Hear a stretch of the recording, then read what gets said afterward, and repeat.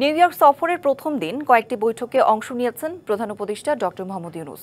এ সময় তিনি বলেন, ফেব্রুয়ারির প্রথমার্ধে অবাধ, সুষ্ঠু ও শান্তিপূর্ণ নির্বাচন আয়োজনে ব্যাপক প্রস্তুতি নিচ্ছে সরকার। বিশ্বকে বদলাতে তরুণদের 3-0 ক্লাব গড়ে তোলার আহ্বান জানান ডক্টর ইউনূস। কাল জাতিসংঘ অধিবেশনের উদ্বোধনী অনুষ্ঠানে যোগ দেবেন তিনি। জাতিসংঘ সাধারণ পরিষদের ৮০তম অধিবেশনে যোগ দিতে প্রধান উপদেষ্টা ডক্টর মোহাম্মদ ইউনূস এখন নিউ ইয়র্কে।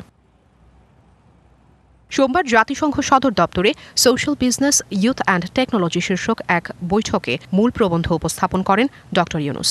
এ সময় তিনি বিশ্বকে বদলে দিতে দারিদ্র্য, বেকারত্ব ও শূন্য কার্বন নিঃসরণ মুক্ত বা 3-0 বিশ্ব গড়ে তুলতে তরুণদের প্রতি আহ্বান জানান।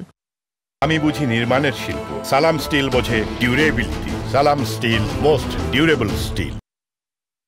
এদিন বাংলাদেশের অন্তর্বর্তী সরকার প্রধানের সাথে দেখা করেন যুক্তরাষ্ট্রের দক্ষিণ ও মধ্য এশিয়া বিষয়ক বিশেষ দূত ও ভারতের জন্য মনোনীত রাষ্ট্রদূত সার্জিও গোর। এ সময় প্রধান উপদেষ্টা বলেন, ফেব্রুয়ারিতে নির্বাচন হবে অবাধ, সুষ্ঠু ও নিরপেক্ষ।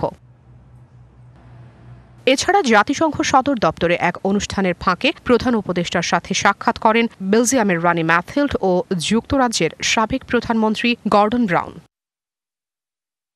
2 মাস আগে নিউ ইয়র্কে বন্দুক হামলায় নিহত বাংলাদেশি বংশোদ্ভূত মার্কিন পুলিশ কর্মকর্তা দিদারুল ইসলামের পরিবারের সঙ্গেও সাক্ষাৎ করেন প্রধান উপদেষ্টা। দিদারুলের পরিবারের প্রতি সমবেদনা জানানোর পাশাপাশি এই পুলিশ কর্মকর্তার প্রতি সম্মাননা হিসেবে একটি ক্রেস্ট তুলে দেন তিনি।